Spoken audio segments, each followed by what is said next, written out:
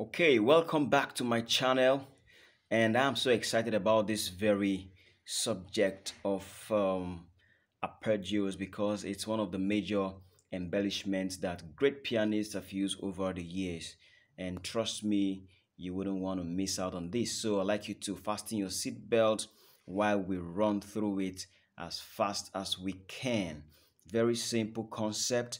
You need to understand what an arpeggio is. It simply means playing a chord in its broken form. In other words, playing a chord one note after the other. So, for example, if we have a triad of C major, right? So, an arpeggio of this chord would simply means playing it in a broken form or playing it one note after the other. So you can hear this thing in many songs. I don't know, you can guess this song. Okay.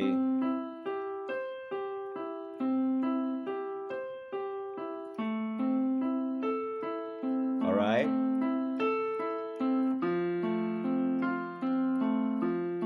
Yeah.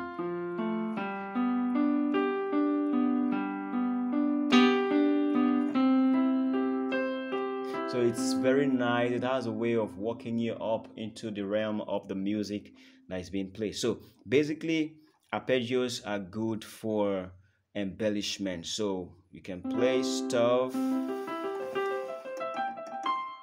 you know.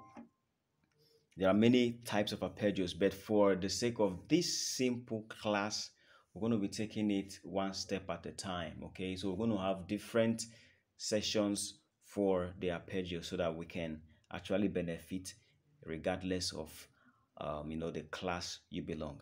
So for the beginners or for starters, we're going to start with the triad, the major triad. All right, so simple arpeggio, something like this.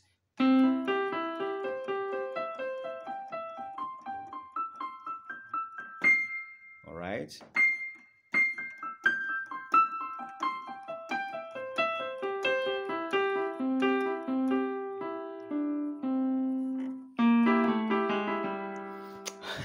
So basically, that's just how the arpeggio sounds.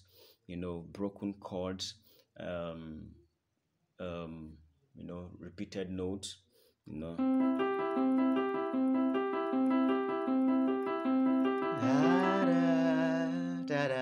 something like that. So you can hear those things, in various music, and you would want to play them too. So let's quickly run through the concept generally and proceed from here. Simple arpeggio, you start from the root, move over to the first inversion, then to the second inversion, back to the root, to first inversion, to second inversion, then back to the root and first inversion. For the key of C though, so we'll move from root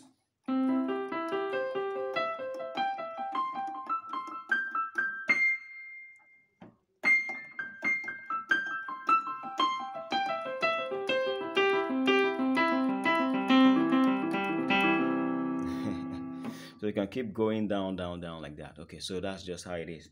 There's another one, you can call it an extended arpeggio, which is just moving from one octave to the other, you understand, with your pinky finger. So you have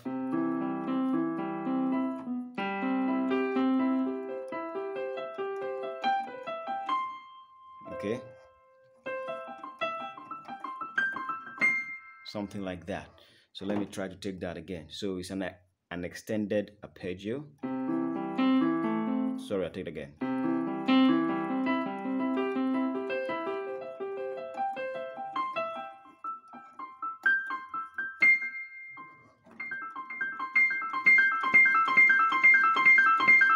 So you can simply do some exercise to free up your fingers, the nerves of your fingers, just to help you to run your arpeggios very well. All right, so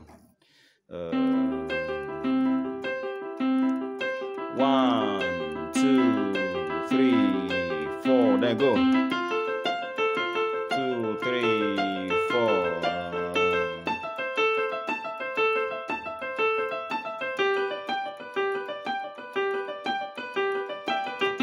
Back to 1, 4, 6,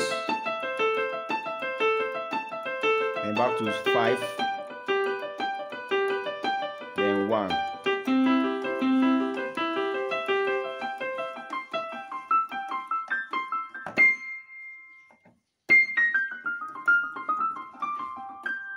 Okay, so that basically that's just how an arpeggio works.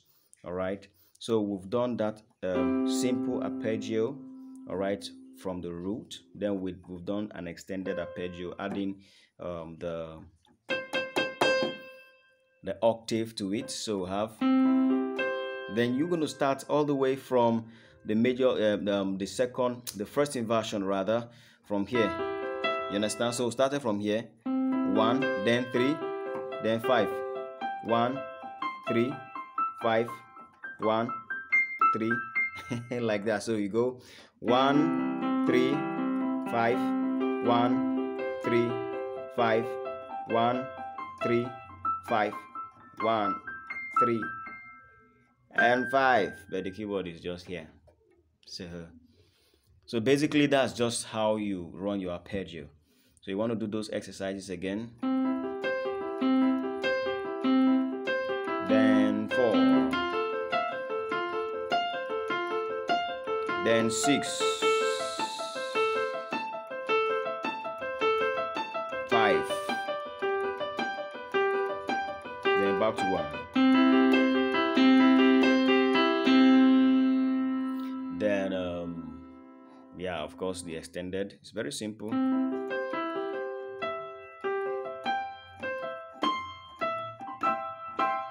So I know someone will be asking like, okay, what are the notes he's playing? The first note is 1, 3, 4, sorry, 1, 3, 5. All right, 1, 3, 5.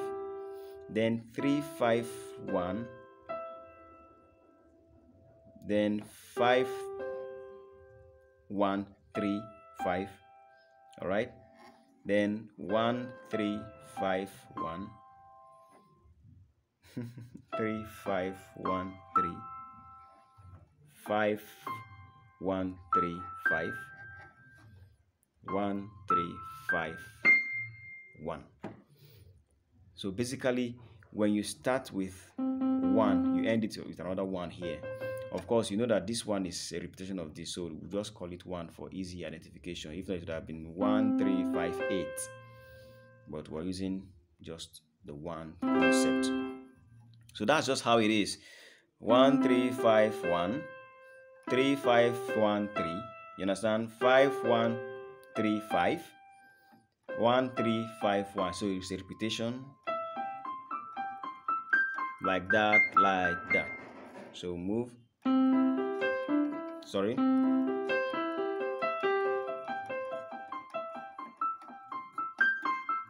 So what fingering do you think would go for this? You can leave that in the comment section. For me, I use the fingers that work best for me.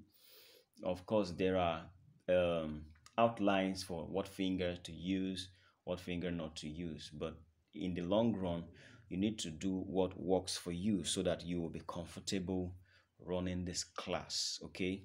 So for me, I use 1, 2, 3, and 5 fingers if I'm to do the extended arpeggios.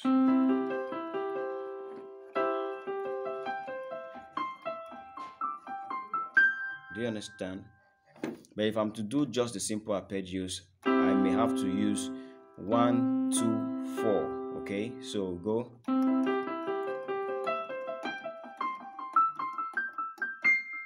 Okay, so you understand this stuff. So it depends on you, and when you practice often, you get to understand what works for you. But if you don't, you just have a head knowledge, most times you get to have hitches along the line. So it is advised that you practice often to be able to